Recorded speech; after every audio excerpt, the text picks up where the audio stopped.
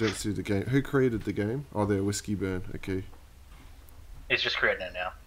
Recreating it. Let me just bring up the live. Share this to Facebook.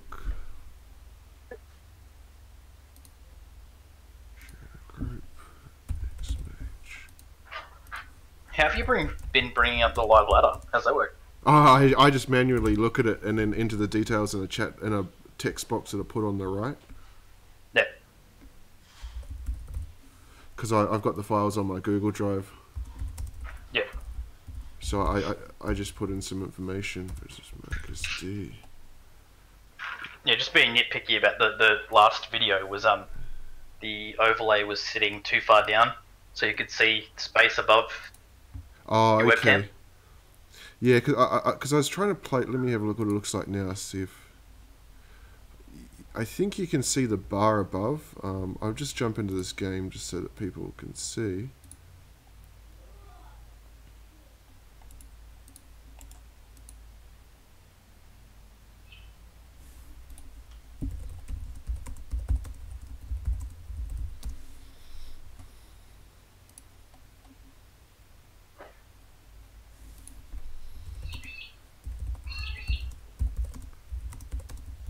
We're going to be joined as well by Dylan Magica, it looks like.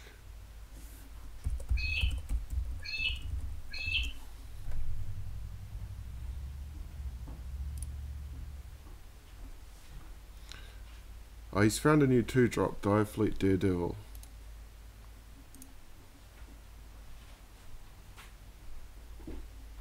Alright, so we're gonna be joined by Dylan Magica in just a second. I'm just gonna very quickly try and play around with this to get, I want to get that bar gone from the top, pull this down a little bit more,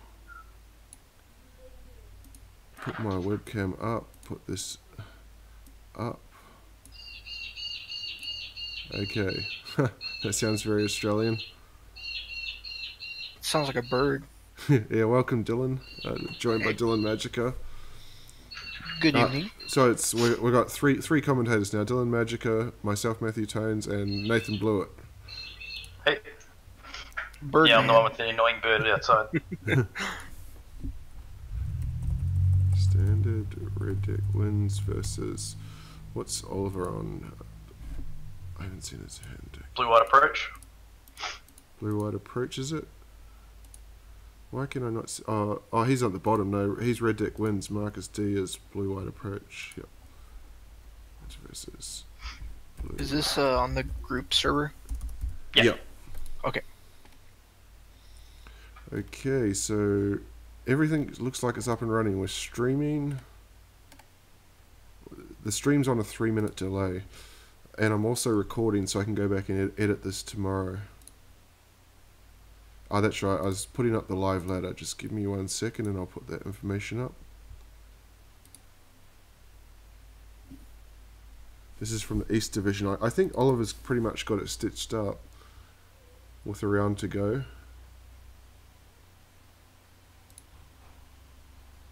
Yeah, he's on 50 points. Markus D is on 26. Oh, wow. Let me just edit this information. Matchup announcement box, properties. First 50 points. Markus D is currently sitting in first, second, third, fourth, fifth, sixth.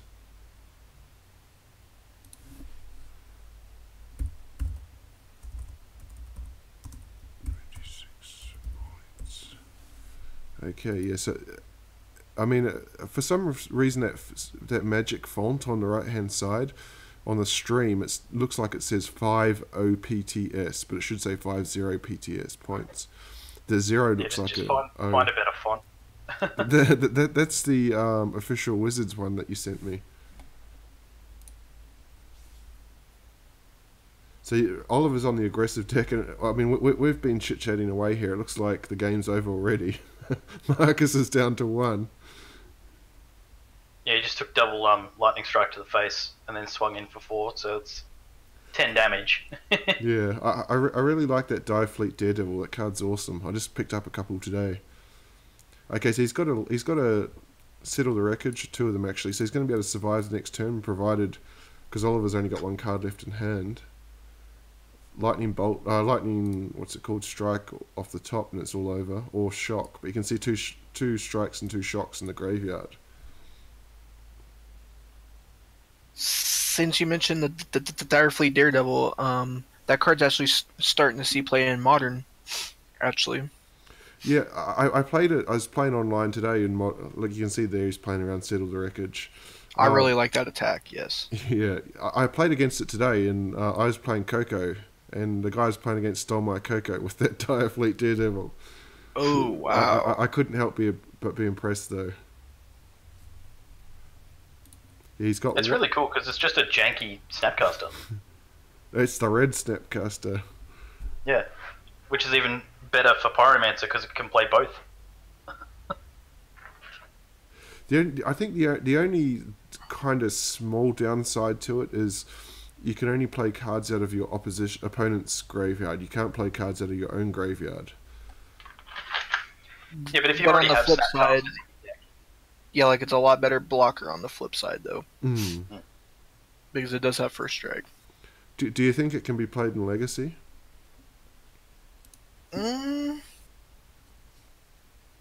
Possibly. I guess the other problem for Legacy is it doesn't have flash, so you're not going to be able to use it to get counter spells or anything like that.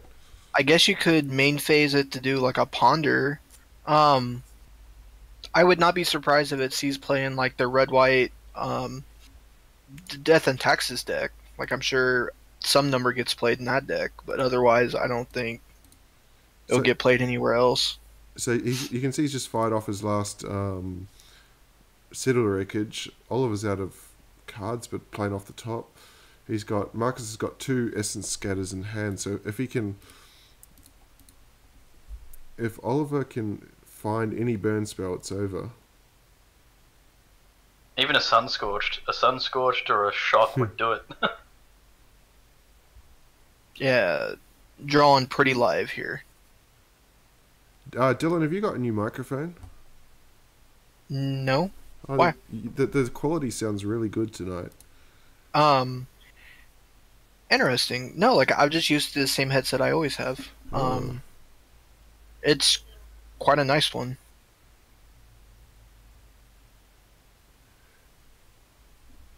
So if he's on an approach deck here, he's still 2 lands away from even being able to gain a life. And he's gonna. You can't Essence Scatter this.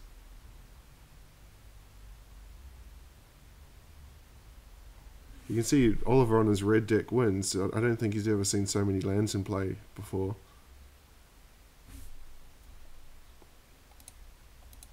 I'm just looking at the standings for this group. Oliver's undefeated in Standard. So he's 3 points ahead of Emerson, so if he wins Standard today, he's going to wrap up the division for Standard. And from memory, every game I see him play in Standard's been with the red deck. Yeah, and I don't think it's a coincidence that the top players in the leagues always stick with the same sort of decks. They don't chop and change too much. The interesting one is going to be Legacy. Markus D, who's Oliver's opponent today, has got a horrendous Modern record. He has the grand total of 2 points this season in Modern. So we'll see how what sort of fight he puts up there. But in Legacy, it's where Oliver's first of 17 and Marcus's second of 16. Markus actually has a game in hand as well. Just find out who that's against. Devon. I think I've reiterated enough times in the forum, in the Facebook group, that they have until Monday or Tuesday to get those games played. So hopefully he does. Sideboarding now. Yeah, I think Felix caught up. Yeah, surprisingly. He was like 3 weeks behind. Yeah, it caught up in a big way. I think he didn't drop a single match. So we were all saying, the European League is finally interesting. Felix is not winning, but suddenly you look at the standings, he's back on top. 12 points clear.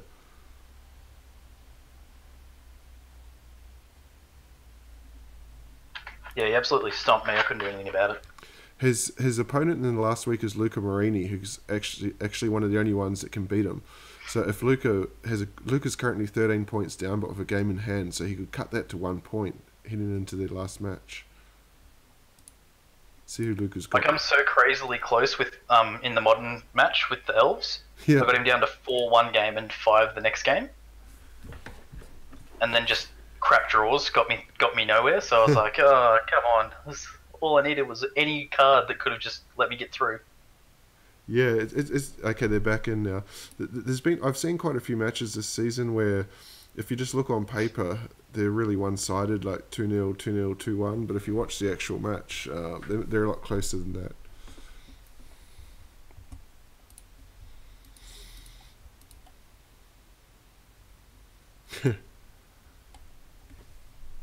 So, do you guys think that Markus can actually win this match? He's on the bottom of the screen this time.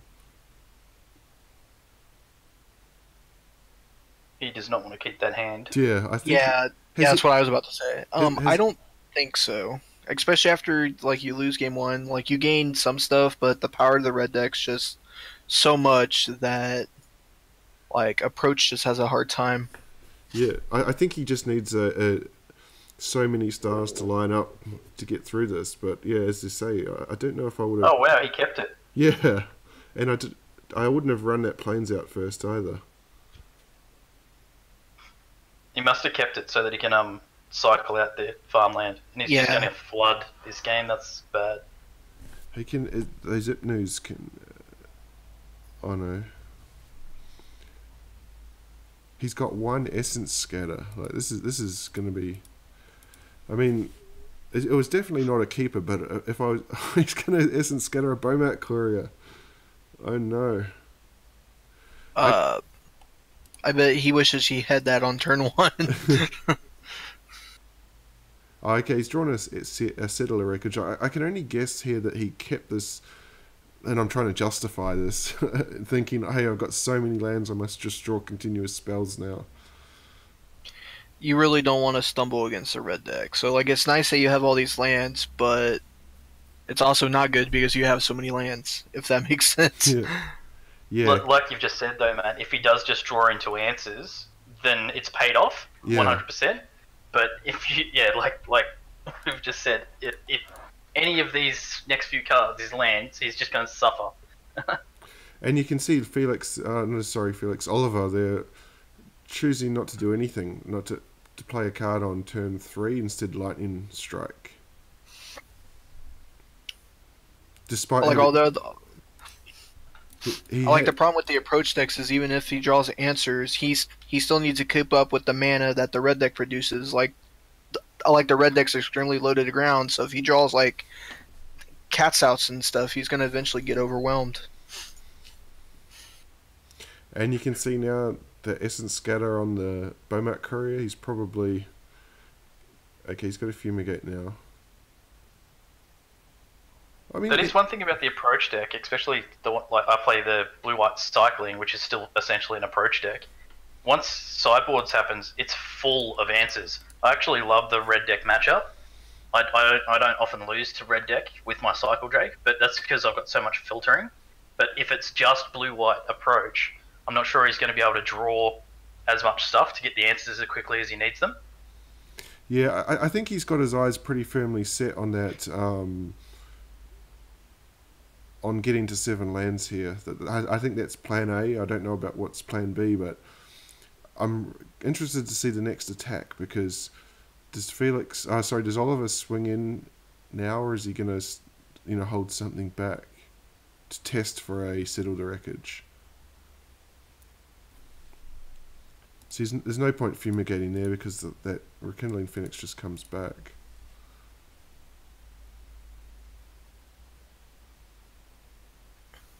And if he does just go to swing in with just the Rekindling Phoenix, then he can just cast out.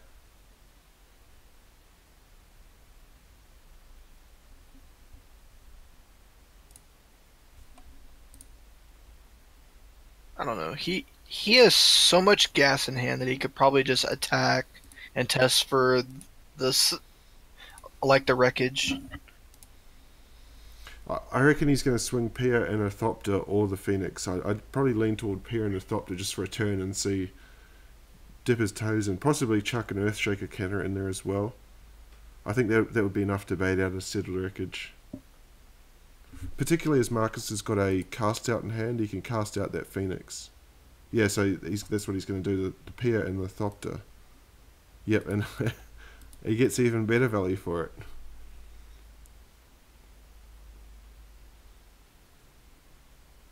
I really don't think I would have played the Settle. No, I wouldn't either, no. You would have just baited him out playing extra stuff on board, thinking, oh, cool, he hasn't got a Settle. Dumps his hand.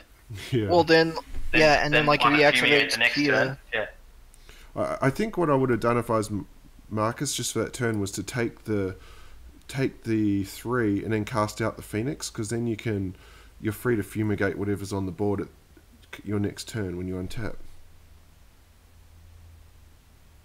And you would still have a Settle the Wreckage in hand. Because now he's in this awkward position where if he fumigates here, he's only... the Kindling Phoenix comes back.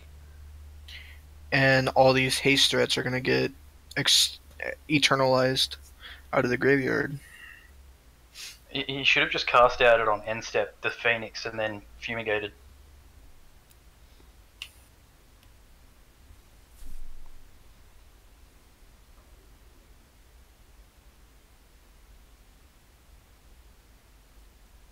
Although it is going to buy him a turn because the Phoenix is going to have Summoning Sickness.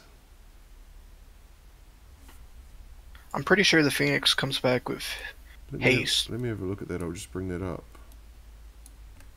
And also, he's gonna be able to bring back Earthshaker out of the graveyard, so he's gonna get hit for 8 this turn. Yeah, 2 haste creatures coming in. An Ipnu Rivulet, does that enters tapped, I believe. Oh no. 3, 4. Okay, so you can actually cast out both creatures next turn.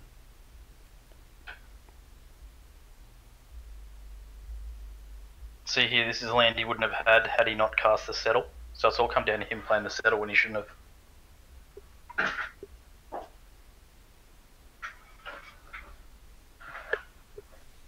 And then next turn after the 2 cast outs, he's just dead to what's in his hand, assuming he draws a land.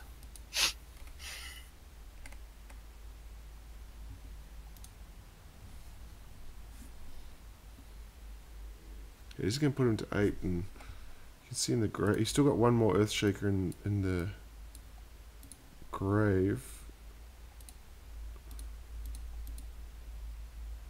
And he's got 2 more haste threats in his hand. Yeah, the hits just keep coming here.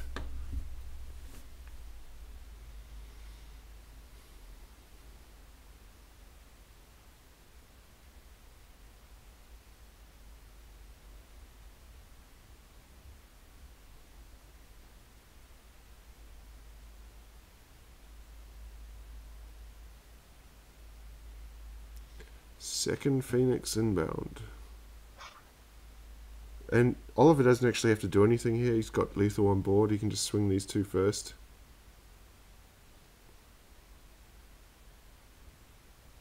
He might want to eternalize the or 8 life. Eternalize the creature in the graves just so that he plays around any. I mean, Farm to Market's not really played anymore, but so it's probably Settle the Wreckage is the main one he wants to avoid.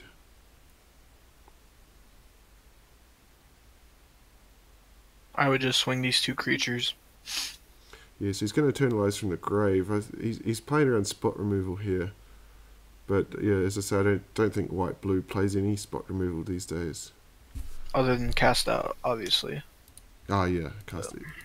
So, but like even if he cast outs, he has so much haste in his hand that it just doesn't matter. Like that one thing gets removed. See, we're playing around.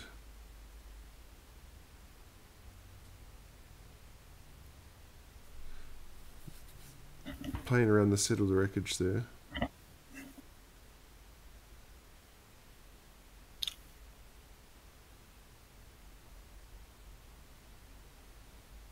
And this probably also means the Phoenix will not get cast outed if he has 2 cast outs. So I really like that attack.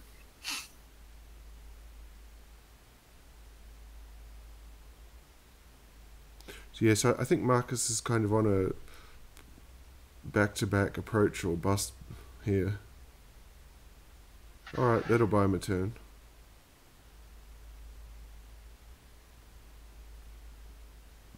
He's just got to hope that Oliver misplays, plays a heap of stuff and swings all of it in. But he's been very methodical about how he's actually been swinging in, so I think he'd play around it anyway. I don't know if he'll play around it this time because I don't think Markus would have cast the 2 cast outs and not taken the Phoenix if he had the Settle the Wreckage. So I think Oliver's going to believe that he doesn't have a Settle the Wreckage, and I think he'll send two of the Uncrop Crashes with the Kindling Phoenix this time.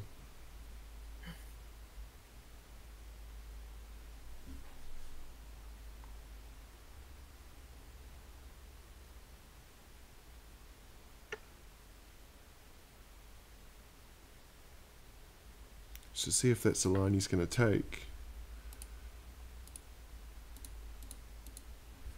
He's got so many threats in this. That's going to put him. Actually, he only has to send 1 uncrop because of that Sunscorched Desert now.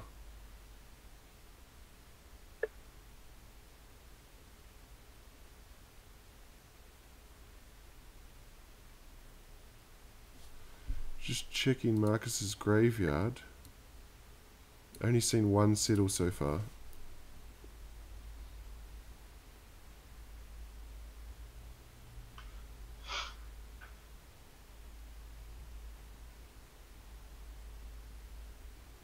Plays out the second Phoenix.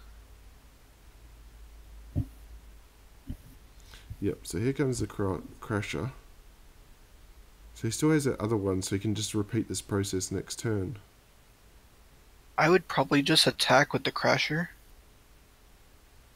He didn't attack with anything. Through his attack, yeah, he probably just clicked through it accidentally.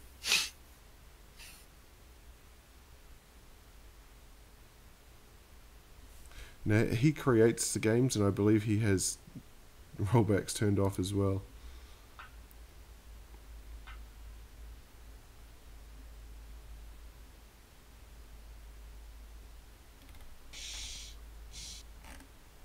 Been playing around Sensor all match. Yeah,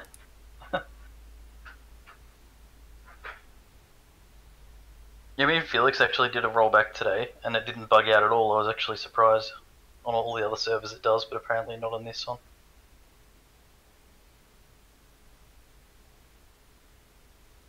I don't know how true it is, but I've been told that if you oh, there's some serious static there. I've been told that if you don't have the F5, F9 skip buttons turned on when you request a rollback, then it won't bug. That has also been my experience.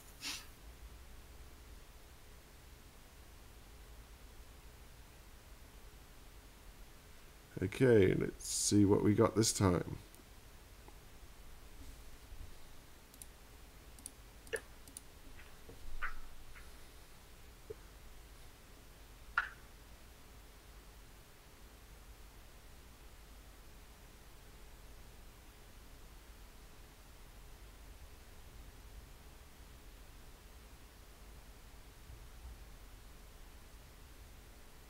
Oh.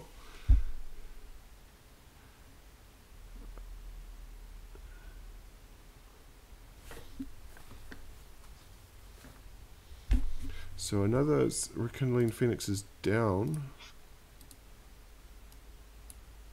This one for good. The other one came back, of course.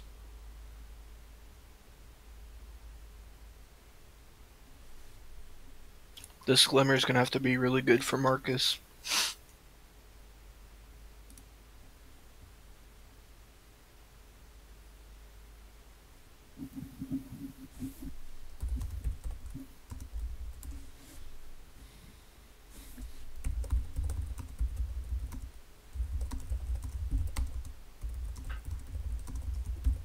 Well then.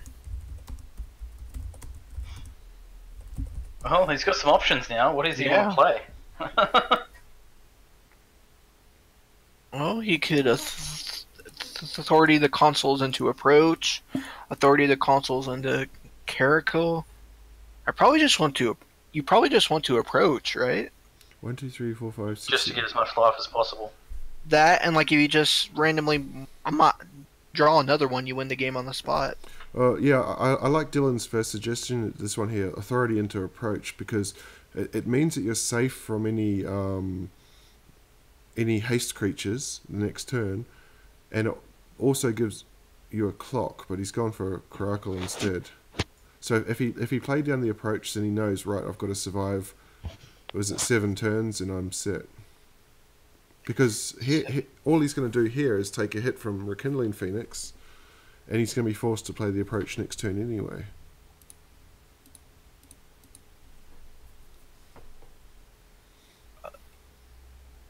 Might actually be dead here. 7, 10.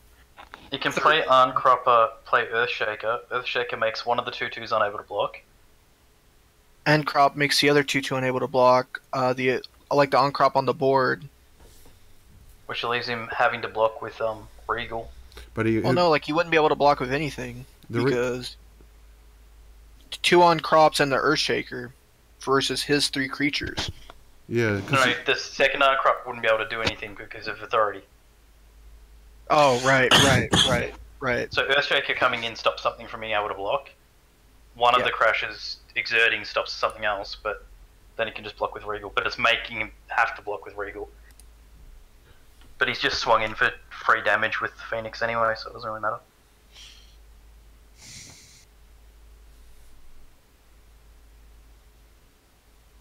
Swinging in with Lifelinkers and fumigating now would be awesome. I think, yeah, he's got to fire off that approach this turn. And what would make it worse for him here is if, imagine if he draws an approach this turn. So he could have actually won the game. 7, 10, 13. 3, 4, 5, 6, 7. He's just awkwardly one short of being able to hold up an Essence Scatter here. Oliver's out of cards. He's just dumped his whole board.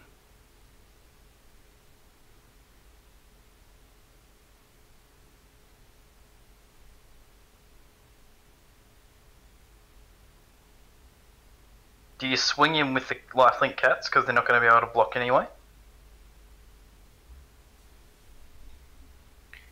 Yes, but I don't think it's going to matter. That'll put him to 10. Approach will put him to 17. There's 7, 10, 11, 13 power on the board. Yeah, so he's going to go that line. I would actually leave the cats back if you're going to approach because it makes the uncrops have to exert, which means you get a turn off, basically. Yeah, I like that line as well. Yeah, but now he's going to swing all in next turn anyway, and then you can just do the same thing with the cats to get more life. But the Ancrops would be tapped, like they wouldn't untap the turn after. Because they'd be exerted.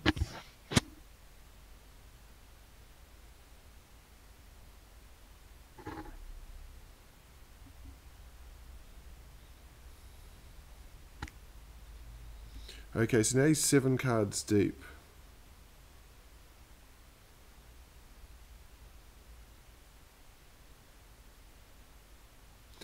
And it's funny, Oliver was looking at, do I swing for lethal last time, and now he's,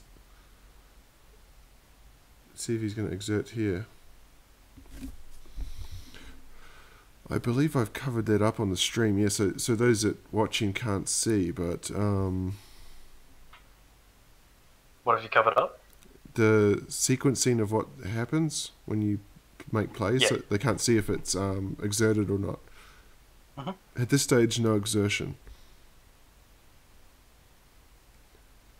And I believe no exertion. No. Nothing got exerted. So I think you blocked the Earthshaker here.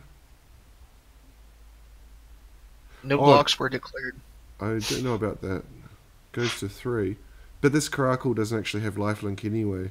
But he could have blocked the Earthshaker for free there, I believe. Am I missing something? Why did he... You don't want the Earthshaker to go to the graveyard. Oh, okay, yeah. Comes back sense. as a 4/4. Yep. At the very least, he could have blocked the Bomat. Okay, It doesn't make sense that he didn't block something. Here's a good pickup. It's going to give that Caracal a lifelink now. Yeah, that's a very good draw. So he's going to pump the Caracal and the other cats, so that he's going to have 4. So he can swing in and gain 10. Gain 10. Go to 13. Dead on the crackback. Just on board. Well, he can disallow an exertion trigger if he wanted to. Well, he's not going to exert anything if everything's tapped, though. He won't have everything tapped. He'll still have the blockers that this is going to produce. Not true. He's going to get the other 2 cats. That's going to be sweet. Yeah. You definitely want to swing in for 10 now. And then it also have to see what Oliver's going to do going back, because it will be lethal if he doesn't get him this time.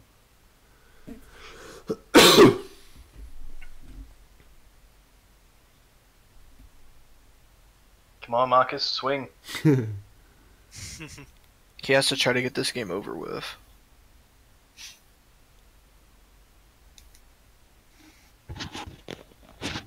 What's that? That's turn 2, I think, since he cast the approach. Yep.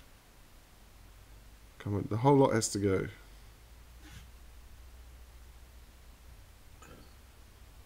I think 3 life is not going to do anything for him here. It's giving him a shitload of blockers, though. They will have lifelink. Well, the 3/3 cat is just going to be negated by the Phoenix coming in the air, which is going to drop him to 2, which means he's just flat out dead to a lightning strike. Yes, I would have swung with all available attackers there.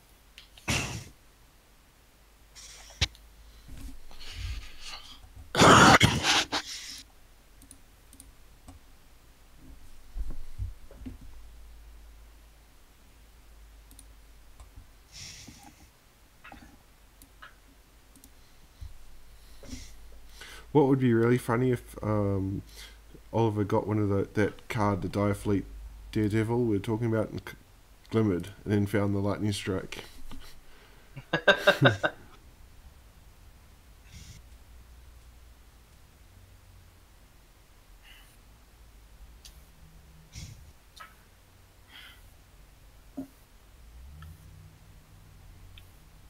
This is kind of a I was going to say a complicated attack from from Oliver. I don't know why I keep saying Felix. Because there's a couple of exertions he has to consider here, and then the crackback as well. So there's the 2 exertions. I almost want to just attack with the Phoenix and the Bromat. After the Bromat trigger goes off, sacrifice it, try to hit the lightning strike. Of course, that would probably get dissolved, but I think that's better than just attacking with everything. Okay, so we've got 2 cats that cannot block, so that means he's got 3 blockers against 2, 4, 5 coming in. And all these things have lifelink also. Yeah, I think the 2 Caracals in front of... Well, he doesn't need to get the uncrops off right now.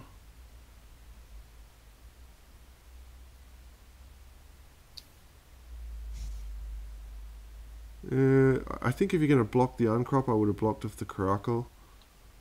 Agreed. You don't need to trade. Did he not exert any of the crashes again? He did exert on 2 cats. So he's got 1 cat and 2 Caracals to block with. Why would you not exert and stop the Caracals? Now I can block for free. No, and it gets him life. I think because he's got the Fanatical Firebrand, he's going to use it to remove a Caracal by doing the last point of damage. But you can see here, Markus is playing around that. I still think you need to sacrifice the Bromat, yeah. So he takes 3, goes to 3, goes to -1, gains 7, goes to +6. So this attack doesn't do anything in the end. which is why I just wanted to attack with the Phoenix and hope demise a lightning strike with the Bromat. Oh, he's going to disavow the Bowman. I think that's game, so we're going to go to game 3. So that's a pretty good fight back from Markus in the end.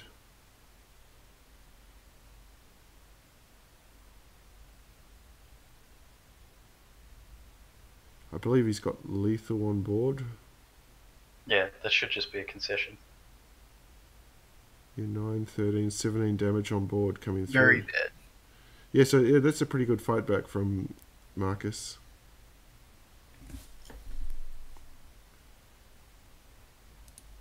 Speaking of which, I've just found this, the Dire Fleet Daredevil.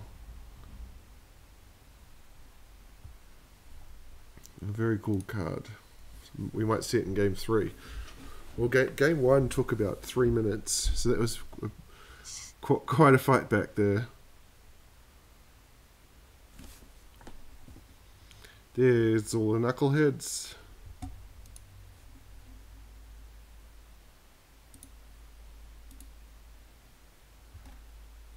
Markus dropping back up to 23 life. Wow.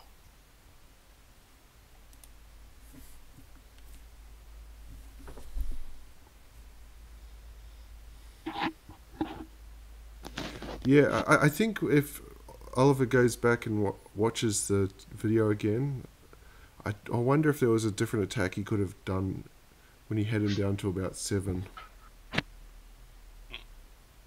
So all these intermission bits, will these be the bits that you cut out? Yeah, I'm going to cut all this stuff out. I don't know what I can do with the video, with the voice, because it might sound mucked up if you speed it up to 2 times. Yeah, it goes to shit. It makes it sound real tinny. Okay, Dire Fleet Daredevil.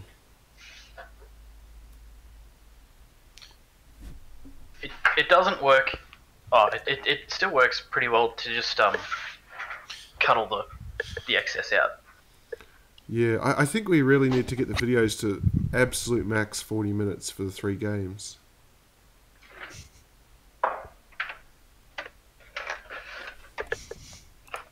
The old 3 planes, whole bunch of blue cards hand for Markus.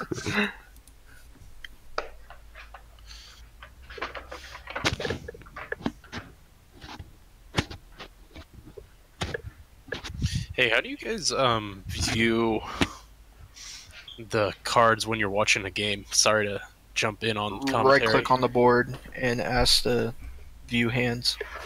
So, is this Paul? No, this is John, the Zoltros guy. Okay, cool. Yeah, you have to do it at the top and the bottom of the screen, so right-click, request hands for both players. Oh, Okay, cool. Why is he dumping that now? That's such a waste. Is he Gideon there? Because he needs to put pressure on. Yeah, he's just trying to race him. Like, there's nothing early out of the approach deck that you can get the value from the Dire Fleet. Really. This is It's really just better quite for an a control aggressive matchup, isn't it? Yeah. I would imagine it's better in like the mid-range, like matchups where like you want to go bigger and not stay low to the ground, like against a control deck. Yeah. Yeah, going back to what I was saying before, I don't know if I isn't scared of that. I might just. I think he has to. I might just play around with the audio tomorrow and see what it sounds like at say 1.5 times or 1.3 times, even if we can just eke out a little bit more speed. Yeah, every time I've tried to speed it up, it's just sounded tinny. But when I cut my video down from it, because it was an hour and 50 minutes, and I cut it down to just over an hour, so that wasn't too bad, considering all I did was cut out the dead space.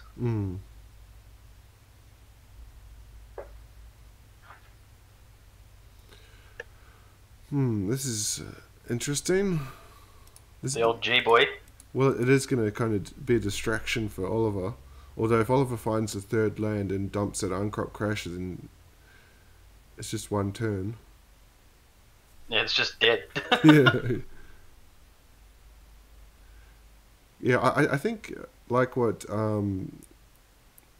you guys were saying before, he's just trying to. I think the magic number is 4 lands. Once Markus hits the 4th untapped land, we'll see these attacks change a little bit.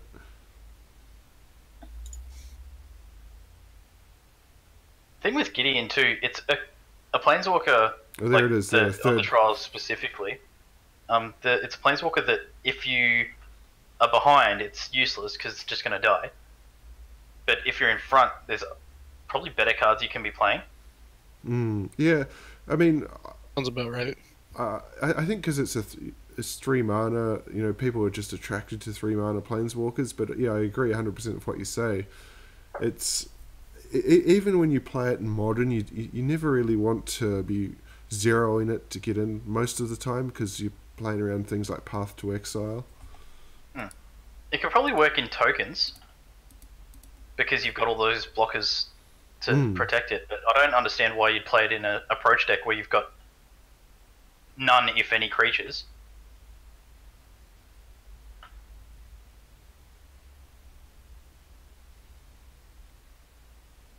Although, obviously not this match, but you can make an emblem and then they can't win with approach then, can they?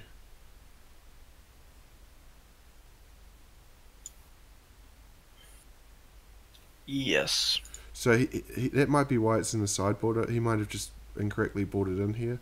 As we see Oliver now is starting to play around. I mean, it's fine against the red.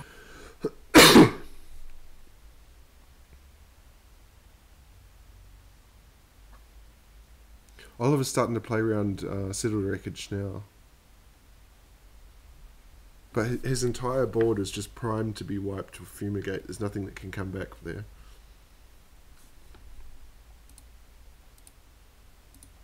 Just needs that one more land and then he can start doing some silly stuff.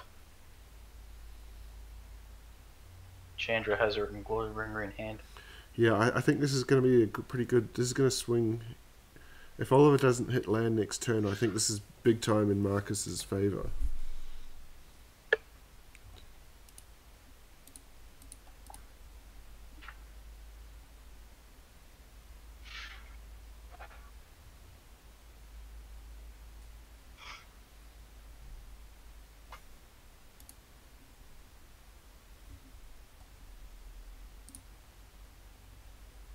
Gearhawk. Nice.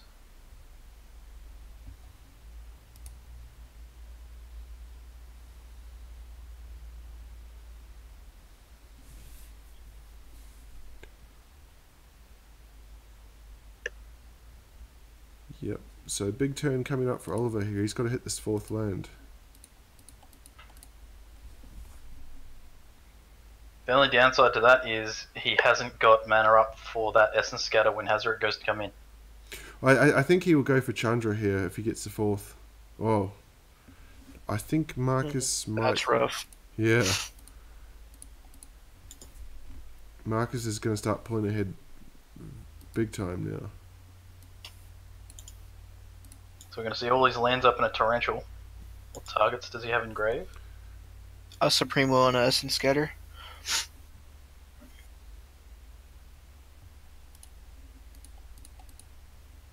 Still can't hit it. He's got an Uncrop Crasher. This is just gonna get Essence Scatter, I assumed. Bit of a waste of a Gearhulk there. No, because now he's going to be swinging in for damage. He's making Yeah, it's a clock now. Yeah.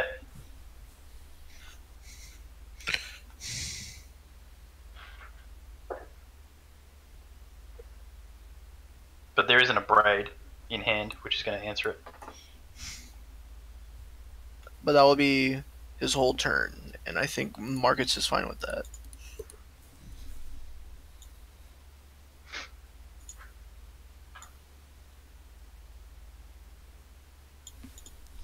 Yeah, I don't want to put the...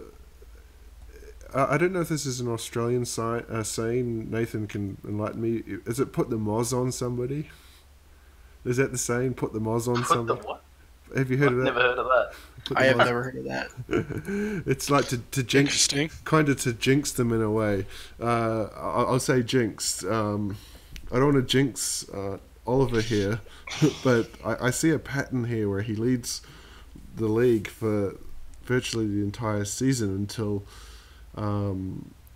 very, very late. Last year he slipped up in one of his matches against I think it was the bottom ranked player in the league, and it costed him the tournament. Oh wow! And he comes into this one first versus 6. I think he's still pretty much safe because he's 8 points ahead of Emerson, who's in second with only 1 round to go. So Oliver would have to stuff up 2 weeks in a row to blow it. But there's that approach. But having said that, he's got Emerson next week.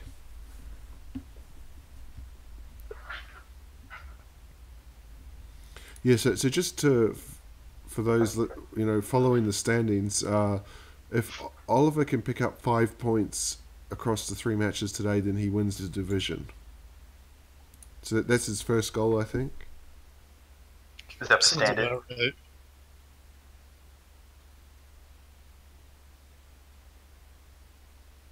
Okay, so he's managed to resolve the Chandra through all that. And Markus, you can see he's got nothing in hand.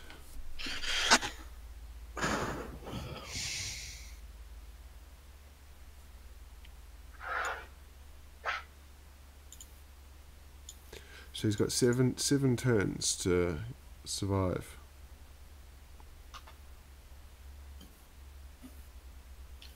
It's actually less because the Ibnu Rivulet can mill himself to get closer to the approach. Good spot. So he's got a Fumigate. I don't think you want to fire that off here. So okay, so he's down to 6. Rivulet will do 4 to put it to 2.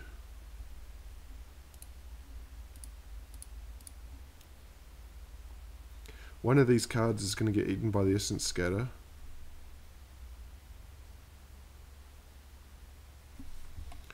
Chandra reveals just a mountain.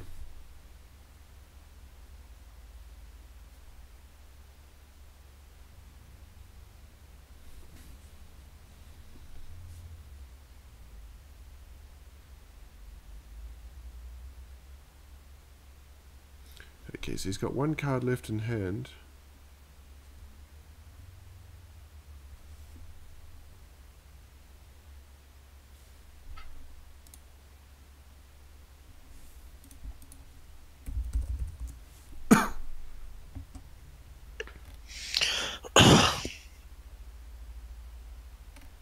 I really think I prefer the Cycle Drake build of approach than just the plain blue-white.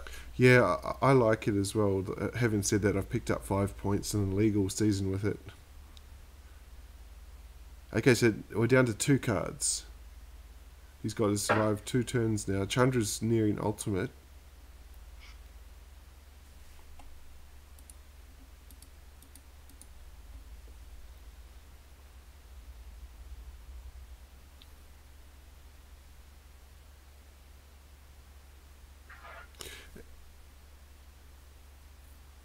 Well, Oliver's calling good game. It's the next card. I believe it's 2 cards down. So Chandra's going to do 2, put him to 12.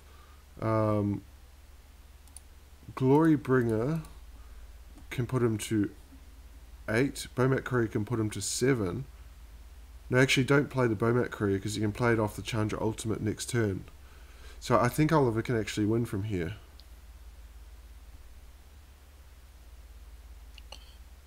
According to their chat, Marcus's deck might have gotten shuffled. From what? Yeah, I don't know. I didn't see a shuffle in there.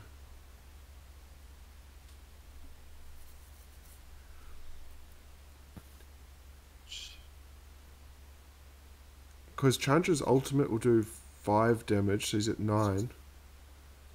4 damage here will put him to 5. He's a point short. I think he had to Glorybringer this turn, not Bomat Courier.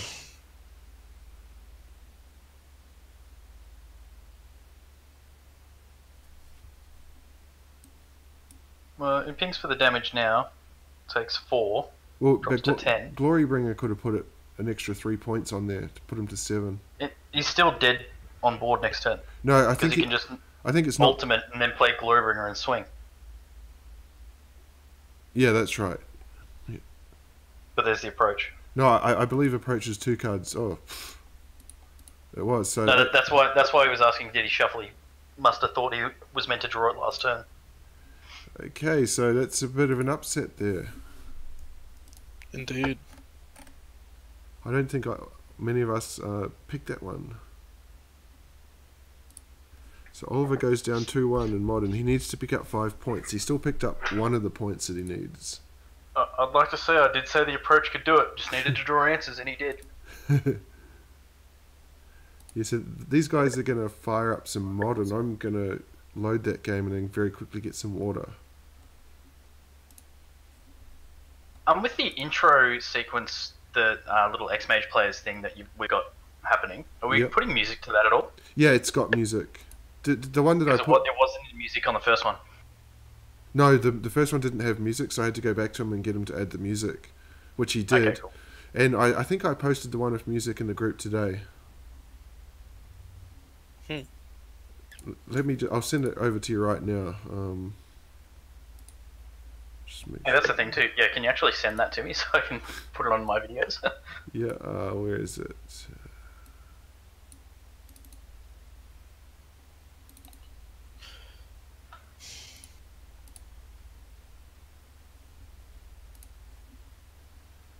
Okay, so these two are in. Markus D is the worst, I shouldn't say the worst, the unluckiest Modern player in all the leagues. 2 points. Worst is a bit harsh. Yeah. Performing the worst. Yeah. The poorest performing. He's picked up two points, which is the lowest.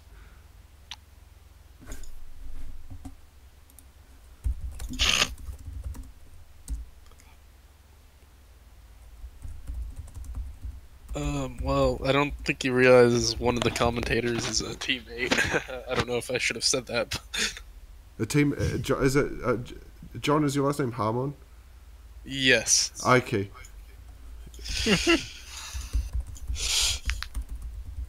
So Eldrazi Tron Hollowone versus Hollowone, yeah.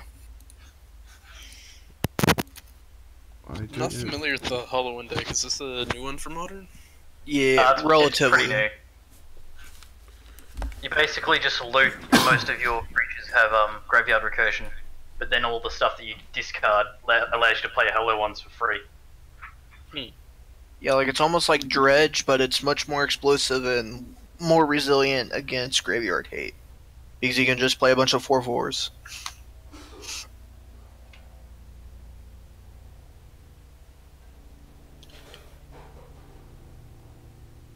Honestly, that hand was not very good from Hollowone. Like, there's no explosion there.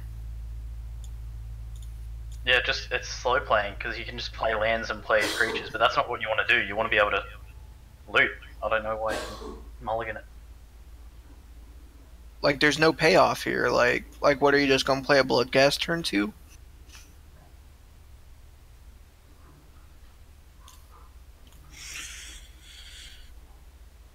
Especially not Lightning Bolt in response to that Chalice.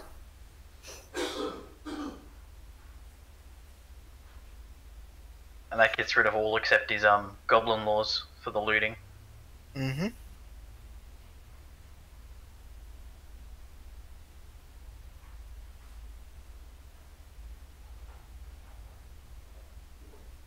If he plays another Chalice here on 2, you may as well call it game because he's not going to be able to get anywhere.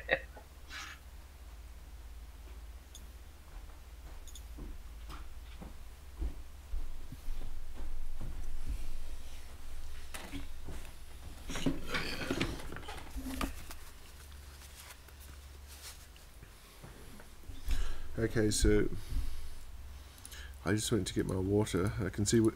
Okay, Oliver's on the Hollowone deck. Yes. So this is a new one for him. He normally plays Death Shadow.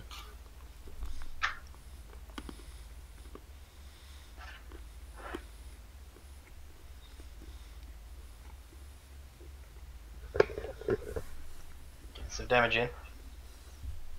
I'd be tempted to play the Lightning Bolt just so it can get countered, so that he has more cards in the graveyard for an angler.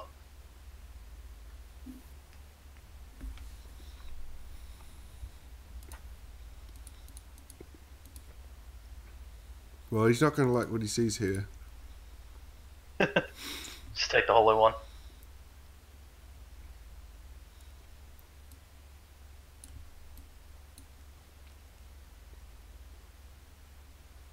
Yeah, I'd be inclined to take the Hollowone as well. He's only going to be able to cast one of those anglers.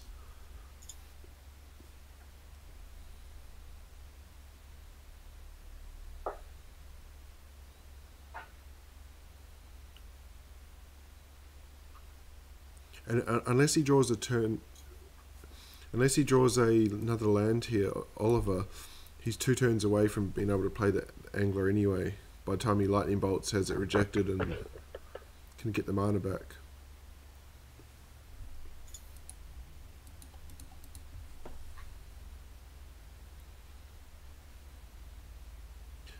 Does he remember that his can't cast his bolt there?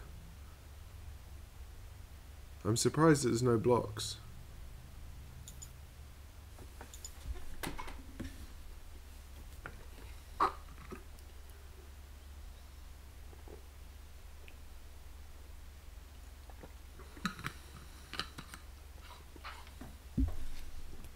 Play the bolt and then angler for 1. Well, I think that Markus just forgot about his own Chalice of the Void there, because he had a free block on the Bloodghast. But I suspect he's playing around Lightning Bolt. Tron's online now.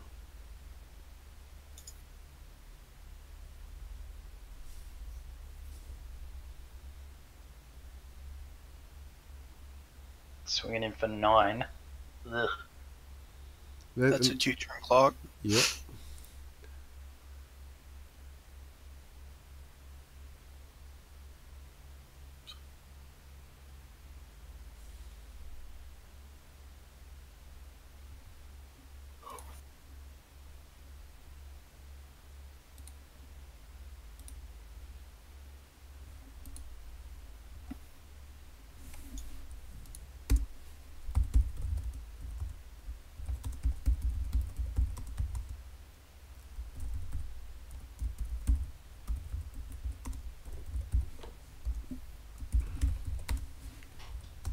I don't think any draws are live here. Ooh. Like, this deck doesn't play Terminator or anything, so it can't answer anything.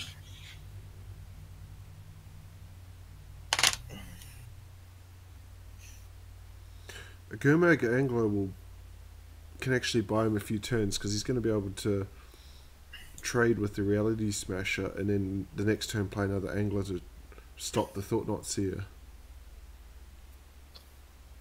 So he's just dead to a Smasher off the top. But if there's no Smasher off the top here, I think he's in okay position.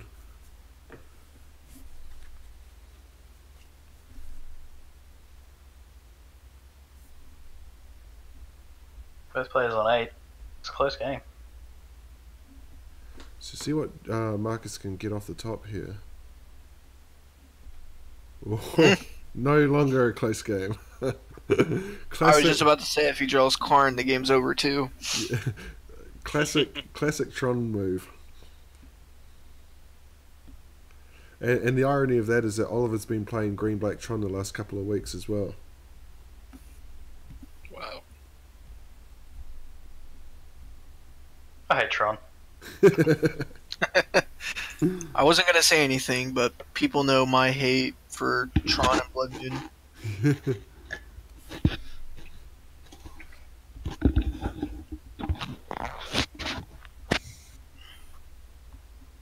I think I felt your pain the last time I commentated your I think it was you and Matt played, and he played Blood Moon. Ah, yeah, I locked him out. And I was just like, no, I felt so bad.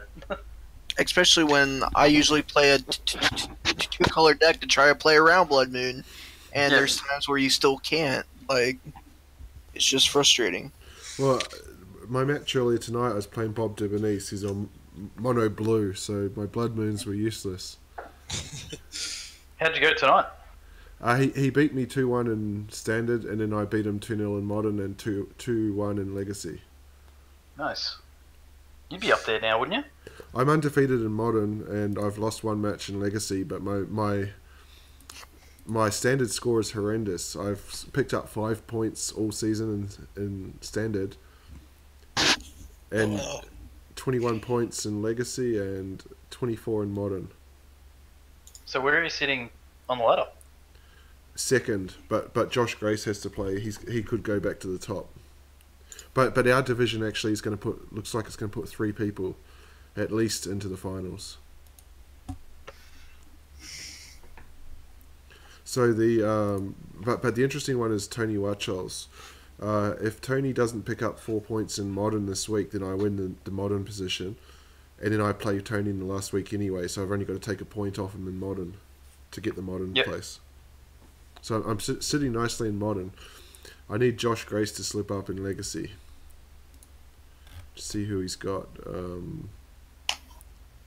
Josh Grace. He's got Lorenzo Soma next week. Legacies is his main one. And Tony this week. Actually, Lorenzo can still mathematically win Legacy as well. Okay, these guys are back in. I much prefer the hand of Oliver this game.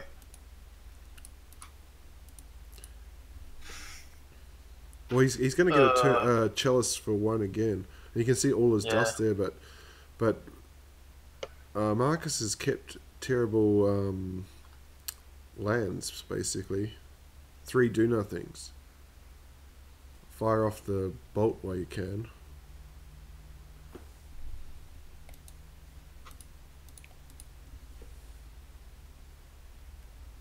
It's just that Oliver just has to kill him super fast because he doesn't have the time. This is the Goblin Law. I'll just try and zoom that up. Yeah, sweet. He gets to play the Hollowone for nothing. Cycle the Street Wraith, try to hit another one.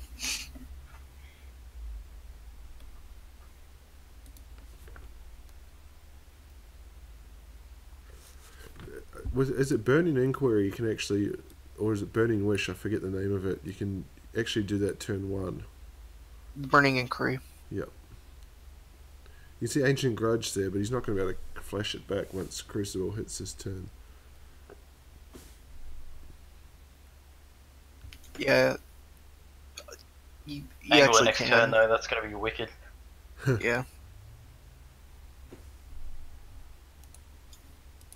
He can Angler and Grudge to Chalice.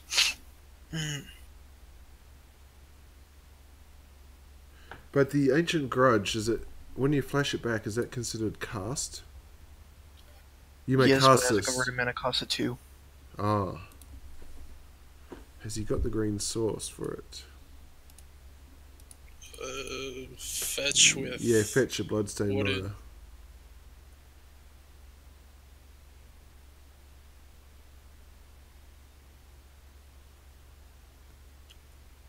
Or I guess does he even want to at this stage? He might just keep it there in case something else comes along.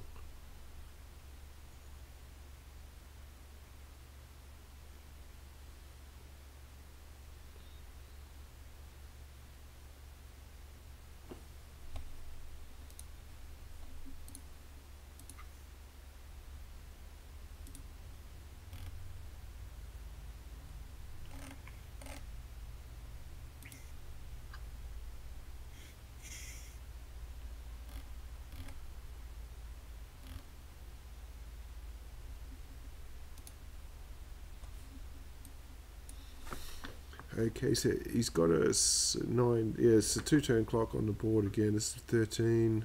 No, he's just short actually. The Phoenix has haste, so that will be 9, 10, 11, 12. Yeah, so he's got lethal on board next turn.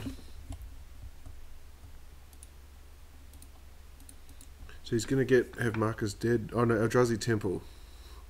Just in time.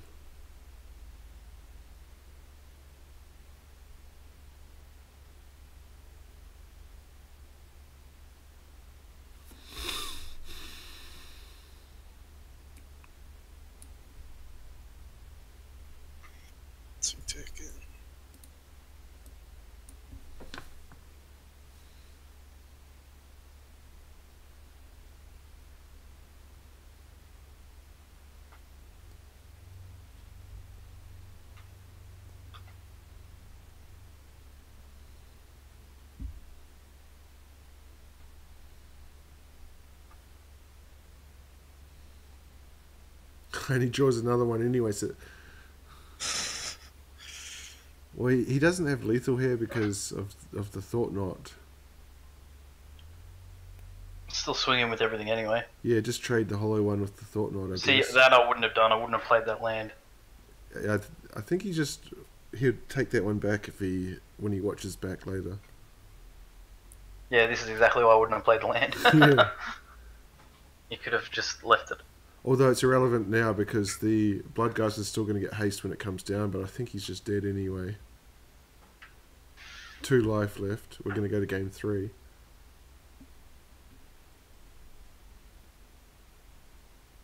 And fingers crossed that neither of these players play lands and Legacy. I've had a few late nights recently thanks to that deck. That's a great game to watch. I don't know what your problem is there.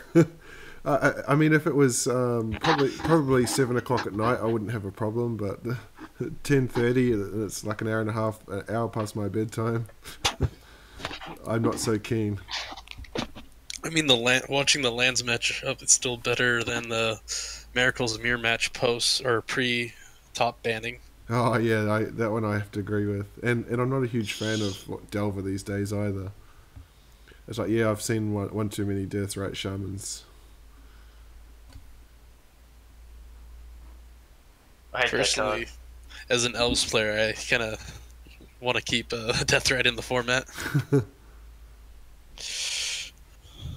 I'll speak on behalf of Matt and myself as Reanimator players and say, no, get rid of it.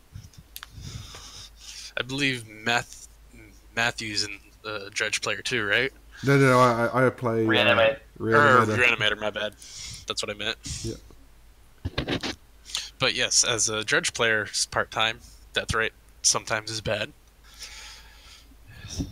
It just says too much. It shouldn't be as much stuff happening on that card as there is. It's a 1-mana Planeswalker, basically. Yeah. This is a long sideboarding for this match for some reason. Okay, they're back in. Blood Moon. All the looting in the world. Yeah, but you look, Burning Inquiry and Goblin Law. Goblin,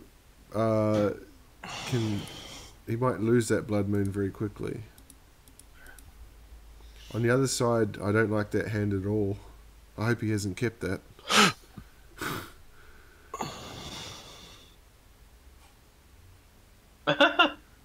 That's terrible. He didn't keep that, did he? No, he No, didn't. No, he should. Okay, there's a keeper. He's got the Expedition and he's 1 land short of Tron. What a lucky SOB. 1 land short of Tron. Smasher in hand. He's on the play as well with Expedition map. Turn 3 Tron. Or no, yeah. Well, it depends what Oliver's going to do on the other side because Burning Inquiry might have something to say about that, but I don't know if he wants to fire off the Burning Inquiry when he's got Blood Moon in hand. So we'll see which way he's going to do it here. Shame he can't Ancient Grudge that map.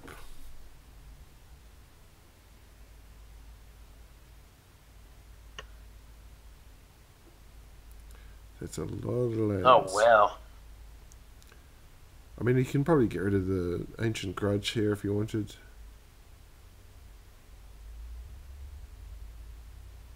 Grudge in a land?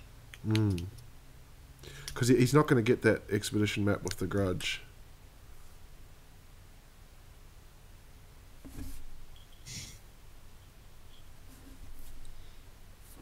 And we can see on Markus's side, he has a Relic of Progenitus, which is going to slow Oliver down as well. Discards 2 lands.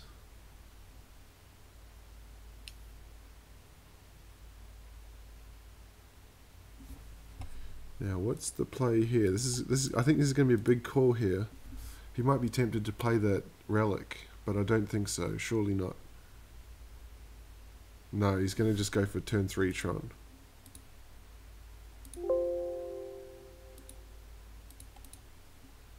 was that noise?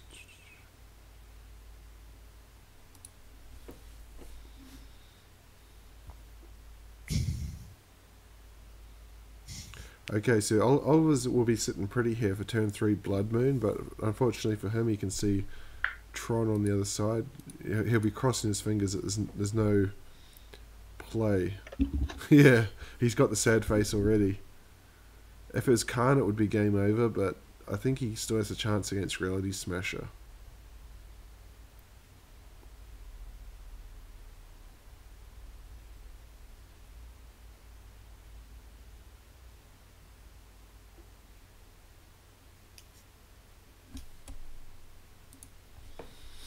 Although Markus does have the mana here to be able to play Smasher and play and crack Relic.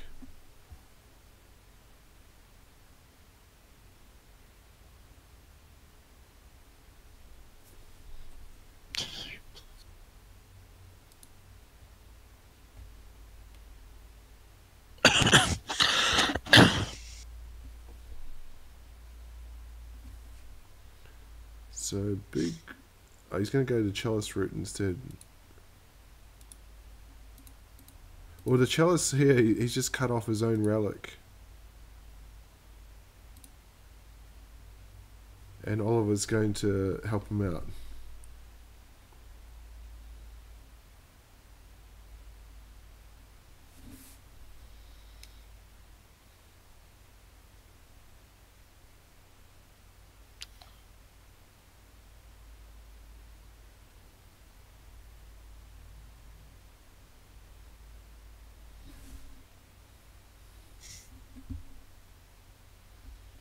Okay, so now it's a race. He's going to be able to burn an Inquiry or Goblin Lore next turn to find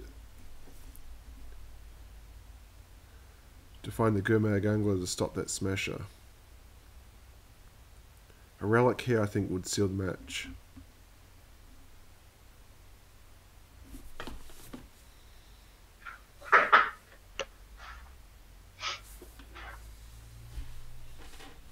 Now, also, because Markus cannot Relic in response to Gurmag, so if you delve, it's part of the casting cost. So if he wants to use that Relic, he's got to use it and crack it now or in Oliver's upkeep.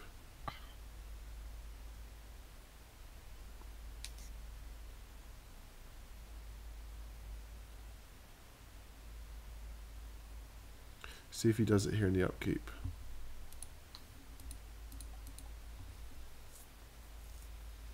Or he's going to let him draw. Flashes back, Faithless Looting. I probably would have used Goblin and Inquiry, Goblin Lore or Burning Inquiry there. For the same mana, he could have seen 7 cards instead of 2. Yeah, and he's really only on the hunt for 1 card. I don't think any of his removal can get that Smasher.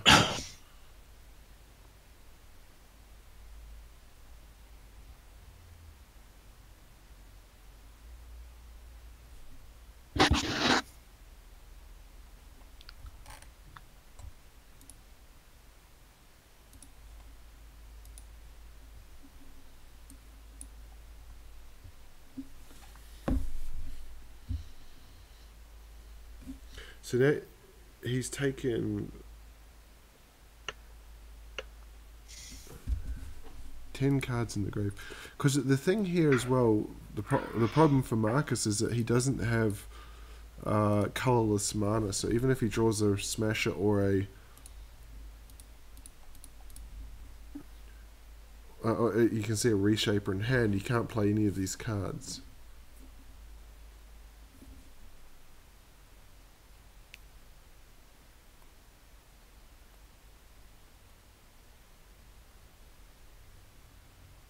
If he draws a waste, he can probably play. Yeah, Matter, right? Waste would be his only. But I think this deck would only have 1 or 2 max, because it's already sort of stretched for mana between 4 Eldrazi Temples and 12 Tron pieces. I'd crack this Relic right now. I think Oliver can't win if he cracks it. Yeah. And he gets another one anyway.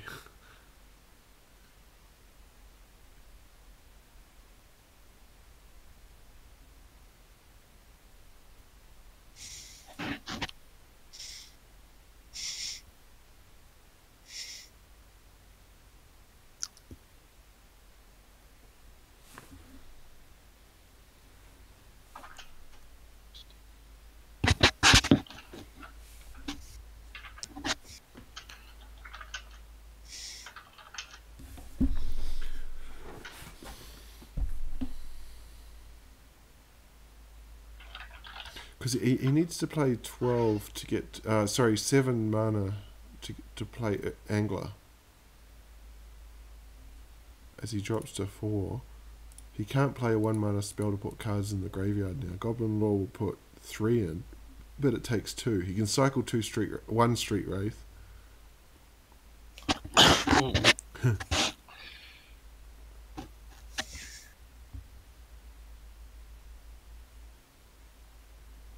And I think that's match.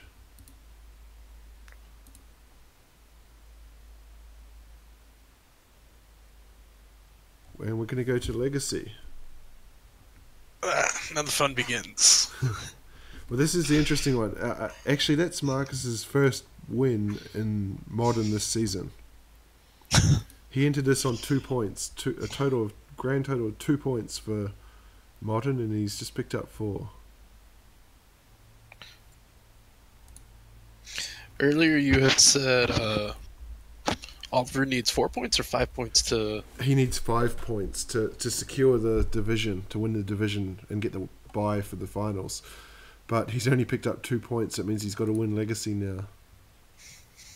I mean, he's still in pretty good shape. He's 10 points ahead of Emerson. Emerson still has to play this week, so he'll close that 10-point gap. And then Emerson and Oliver play next week.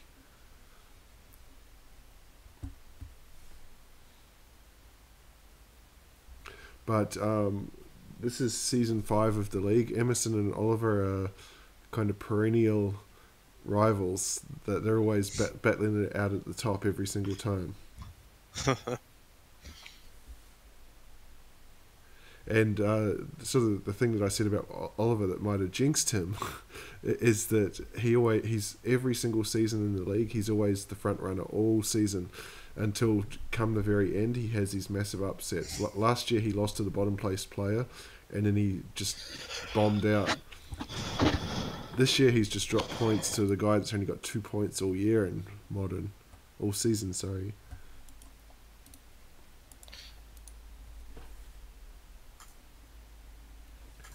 So see, he generally chops and changes between Elves or Death and Taxes and Legacy. I'm not sure what Marcus plays in Legacy.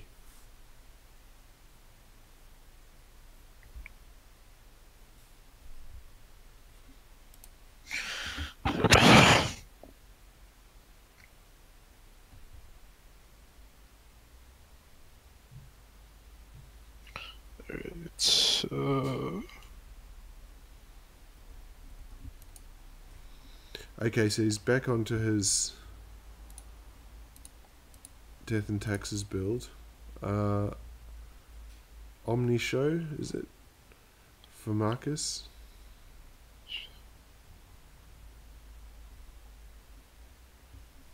I believe so. So you can see he's chock full of counter spells. He's just going to be looking for a show and tell to get the Omniscience out.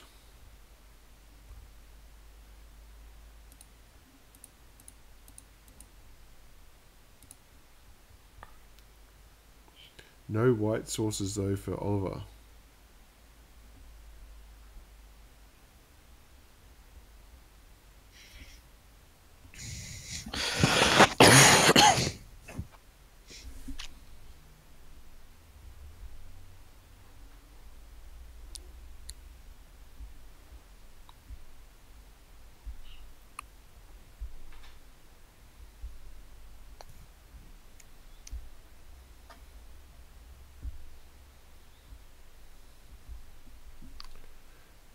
That's an aggressive spell pierce, but I think it's a good one. especially since no white sources have been shown. That Spell Pierce is really good. Oh yeah. Because that Spell Pierce is not really going to be relevant at any other point in this game. You can see Markus didn't fire off a Brainstorm there, because it meant he would have had to have cracked that fetch. But he cracked the fetch anyway, and then didn't fire it off. Another colourless source from Oliver. One thing that I've noticed is a lot of players misplay Brainstorm. Like here, there's no reason to Brainstorm. I think he's just wanting to use that mana before the land goes away. Yes, but the Brainstorm doesn't exactly accomplish anything at this point. Well, is this deck that he's playing? I mean, a few people in the league play it, but basically all you're doing is digging for a show and tell to play Omniscience. Is that how it works? Yeah. Yes, but since you're not under any pressure, really, you're not in any rush to try to find it. Like, you already have the Omniscience, like, you have the Emrakul. Sitting on a handful of counters. Yeah, like, the problem with the Brainstorm there is that if you don't find a show and tell, I really don't like the second Brainstorm either. But, like, if you don't find the show and tell or a fetch land, like, you're Brainstorming locking yourself. Like, those are just turns that you're going to draw the same cards that you had to begin with, and you didn't get anywhere. Sorry, John, can you just make sure when you cough, like you cover your mic or something? Yeah, sorry about that. Didn't realize it was that loud. That's right. Okay, so he's going to go the slow route here, put the lock down. Until we can find his white source.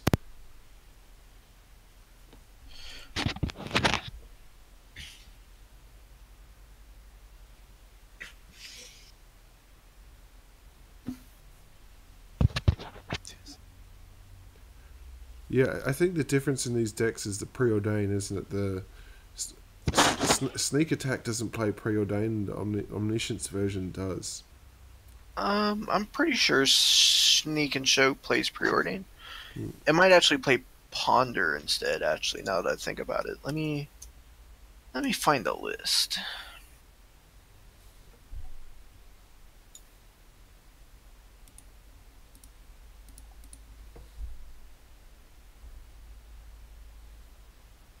Okay, he's got a cavern now, so he can get something done.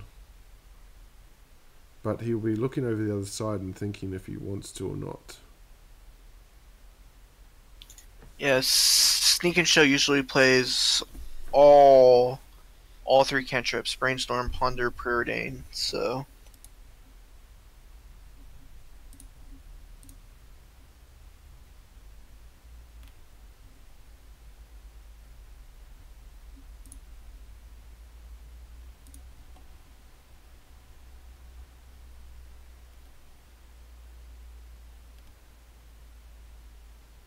Well, he was finally able to get something to play Mother of Runes, but unless he gets a white source right now, he can't play the Stoneforge.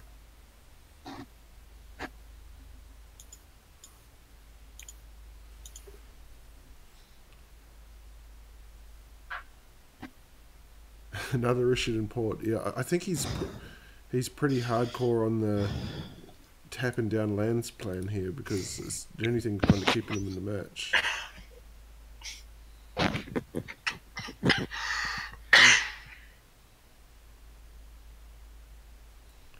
I never like those attacks with Mother of Runes. 16 turn clock? Yeah.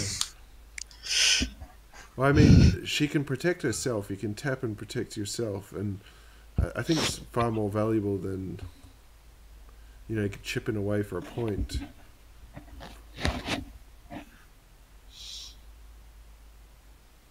But this is going to be a long, slow grind. Unless Markus can pick up is it the one that taps for 2? Is it forget the name. Wait, not Wasteland. Ancient Tomb. Ancient Tomb, yeah.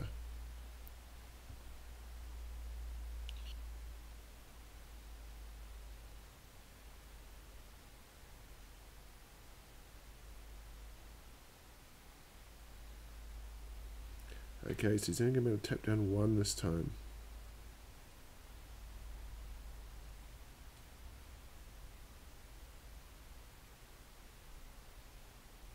Richard and Port's about to get a reprint. Yes, in the master set. Much needed. Indeed.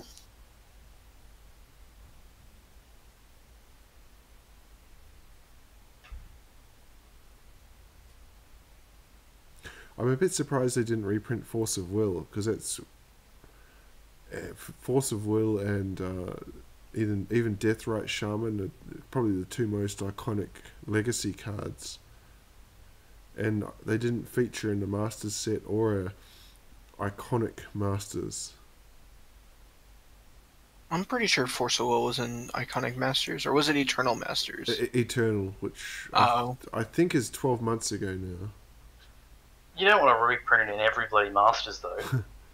No, but I mean, the only reason that, you know, your comment there sort of is relevant is because they just printed a ridiculous amount of Master sets in the last 12 months. But Yeah. but if you're just talking normally and we're talking about an iconic Masters, you know, what cards are iconic? Surely those 2 are iconic. Well, I'm sure the public at large would say, "Oh, these cards are iconic," but you know, Wizards are like, "Oh, we have to make this set draftable, so let's not include all these iconic cards."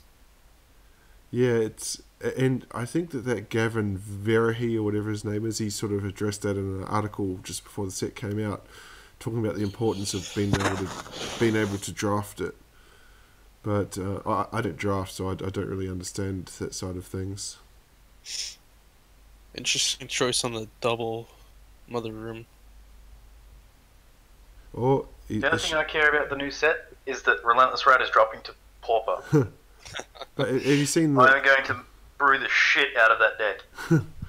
But have you seen the pre-order prices? $1.50 for a common. Oh, well, they were $4 each. Yeah, the shields. I can remember when I sold them for $6 each. Wow. As an uncommon. What? Yeah. Okay, shields are down here. He can resolve the sneak attack. Oh no, he can't. He's a 1-shot. I spoke too soon. He needs to draw a land. Damn it, he didn't. I think Oliver might, with that Mirren Crusader now, he might actually have enough to win this match.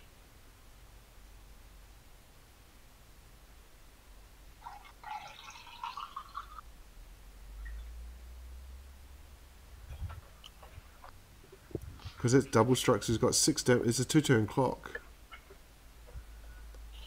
He can not actually. Of the equipment, D&T normally runs Fire and Ice and then Banner Skull, right? Well, yeah, I think he doesn't need to do any of it because he can just tap down 2 more lands next turn. And Markus needs a show and tell or a land, but because he doesn't have either in hand, he can only draw 1 card. So Oliver's got this, providing he doesn't tap out here.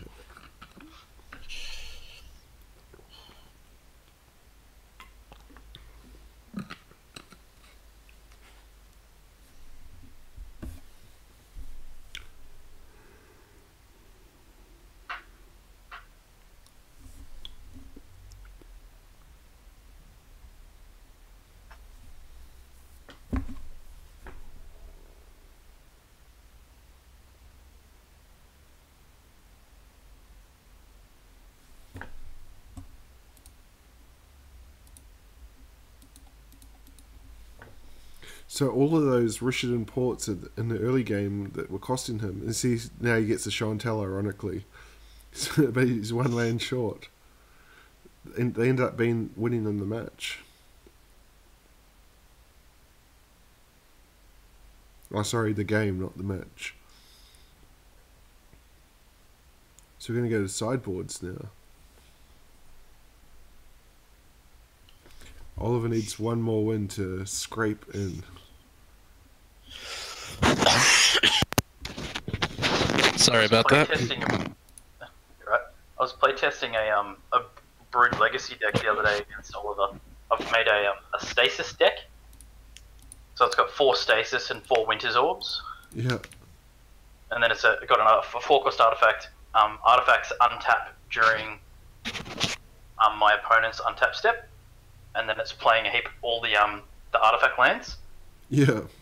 So all of my lands untap in their turn, and none of their lands do. That's brutal.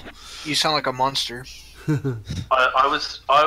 Me and him were laughing so hard because I was the one that was deliberately trying to be a horrible person, but he was the one locking me out of the game because he kept playing hate bearers that just stopped me from being able to do anything. And he'd like flicker wisp stuff, and it was just so funny. He's like, "You're trying to be a bad person. I'm just like, funnily enough, doing it." I'm just like, "Yeah, this sucks." 16, 18 points. It doesn't work against decks that can go off like turn 2, but if it's anything that's going to go to 3 or 4 turns, I can actually just stall the game and win.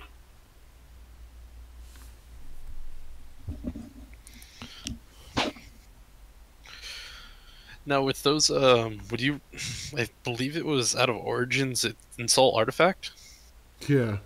I love that deck when it was in Standard.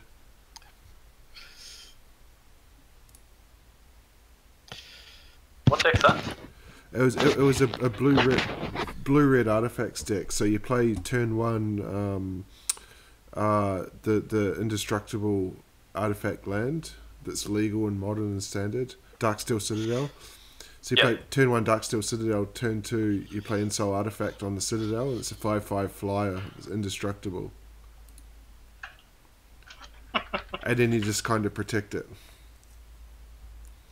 Okay, so you can see we're back in the match now. Oliver with only a Caracas, so just looking at hands, I believe. For some reason I can't... Okay, so Marcus has kept his. We'll see what he's kept. A Vapor Snag. 2 Grizzlebrands. Okay. Oliver kept his 1 lander. Well, he's got the Eighth of Isle in hand, so he doesn't care that he's only got 1 land. And Caracas will actually check most of Marcus's creatures as well, if not all of them.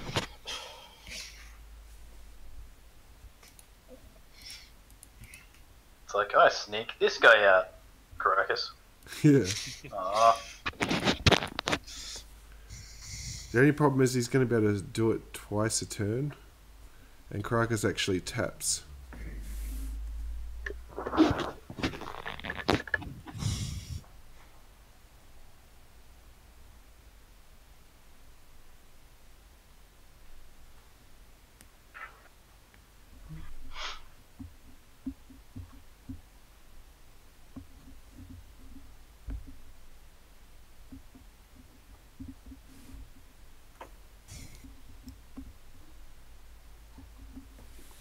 Okay, get that Ether Vial down. No counter spells.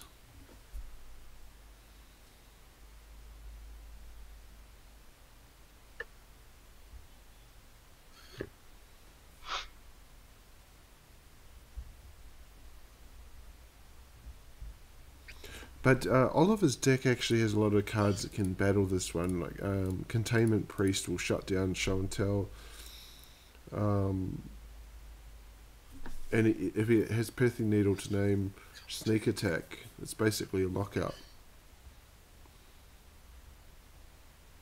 Yeah, I was discussing with Oliver the other day how the Death and Taxes, or the white deck that he's playing now, just has so many answers to just so many different things. It doesn't care what it's playing against, it's going to have answers in it.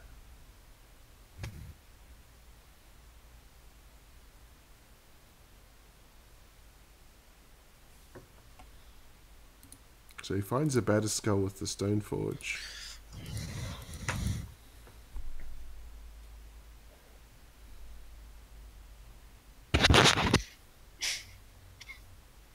He's going to brainstorm. He needs another land here.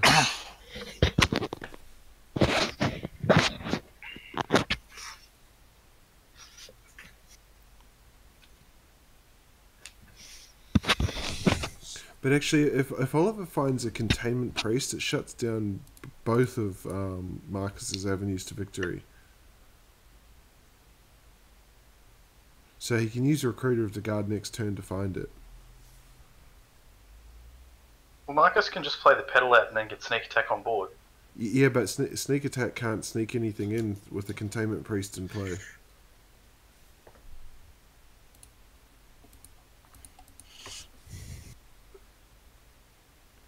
So Marcus can wait a turn. He can then vapor snag the containment priest and then sneak attack.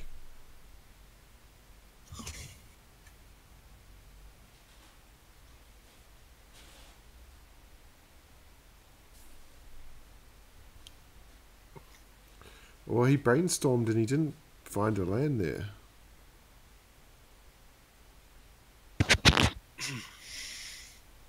What's the containment priest you're talking about? It's a containment priest. I think it costs 2 mana. If a creature was to enter the battlefield and it was not cast, it gets exiled instead. Yeah. So it shuts down sneak attack and show and tell. He's just got to find it. And basically all our reanimated targets.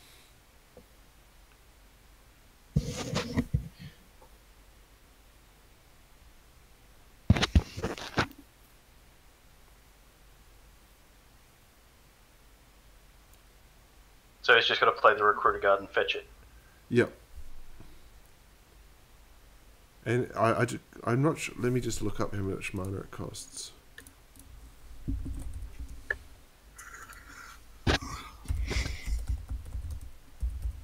I'm calling it Containment Priest, but I don't know if that's the correct name. Let me have a look. Oh, it is. Yep.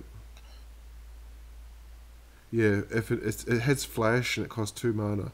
If a non-token creature would enter the battlefield and it wasn't cast, exile it. So he's got Aether Vial is going to tick up to 2 here, so he can actually play it next turn.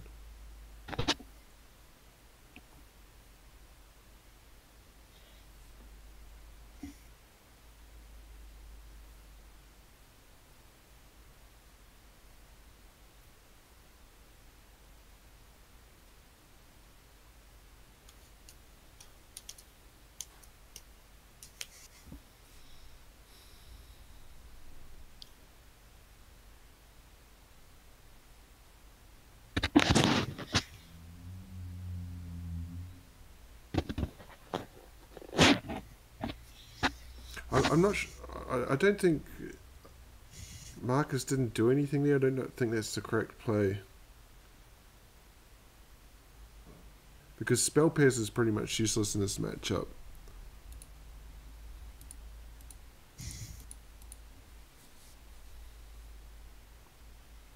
And once he gets Aether Vial on 3 Flicker Wisps in hand, he's just going to lock out. Oh wow, he's just drawn the Containment Priest. Oh. Didn't even have to fetch it. Nice. Is that just game? Yeah, I think Marcus can't beat this hand now. No, he can Vapor Snag. No, but then Flicker Wisp is just going to bounce whatever he plays anyway.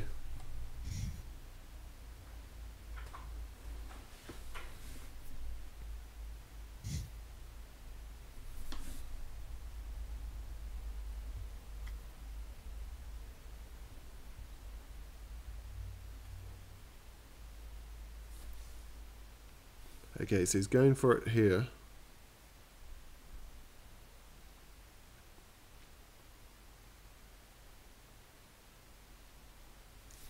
In comes Containment Priest.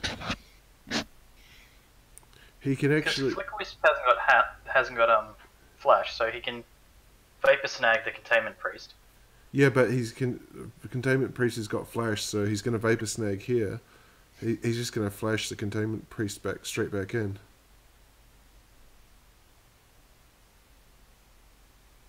That is unfortunate. No Force of Will in hand on the other side.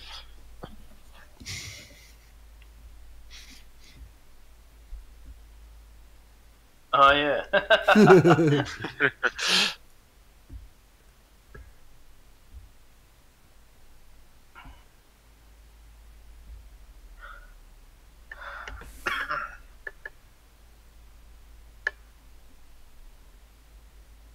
And that one little 2-mana card basically shuts down this entire deck. Surely he'd have like lightning bolts or something in there, wouldn't he? Well, I don't know what they play main deck, but certainly after sideboarding, he would have answers to a deck with so many creatures.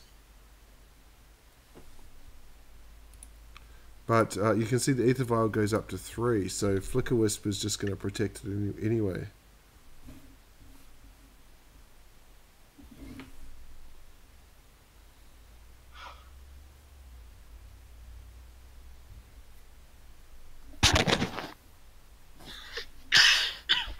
It's not like Caracas wasn't just going to do it.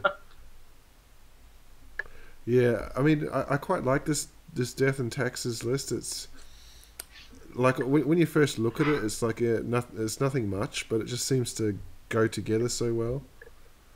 Indeed.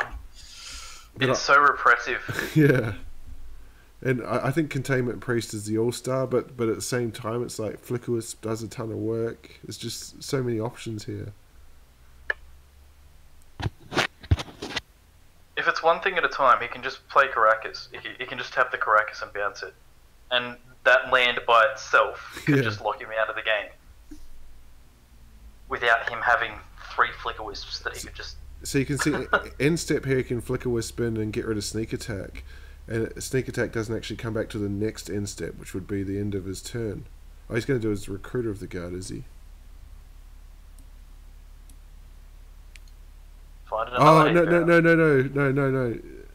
You see what he's just did there? That's classic. He's going to do it with the Batterskull. Batterskull's going to be an artifact, though. Okay, he tried to violin Recruiter of the Guard, but because it's not cast, Containment Priest exiles it.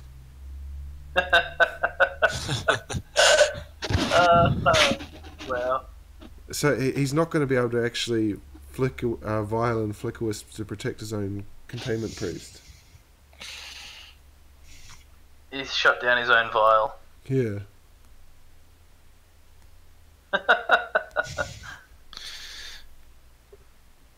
Yeah, and I think the cool thing with this deck is that for those wanting to get into Legacy, it's expensive, but it's not that expensive compared to other Legacy decks to build this.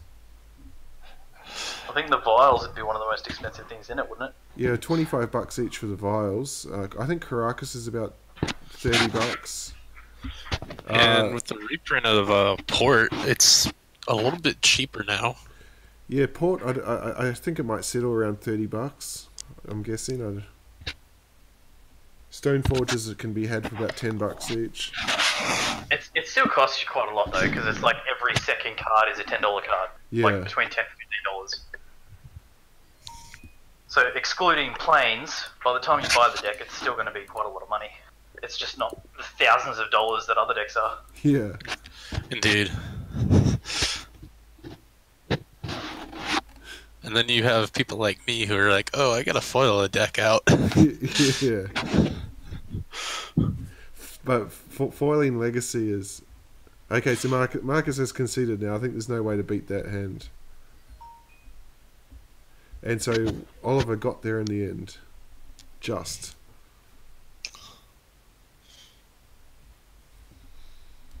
And he will have a bye in the first week of the finals, with a week to spare. Very nice. So is this the last week, or is it next week? Next week is the last week, but Oliver's lead now is at least 13 points, and you can only get 12 points in a week.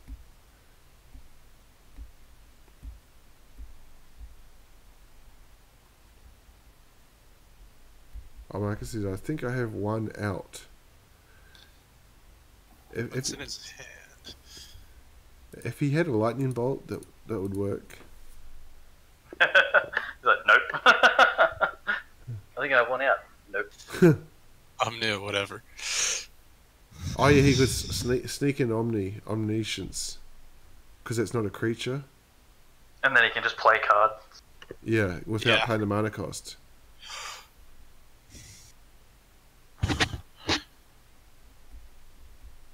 And that's the concession, and I'm off to bed. Thanks for joining me, guys. Yeah, no worries. Good games for Oliver.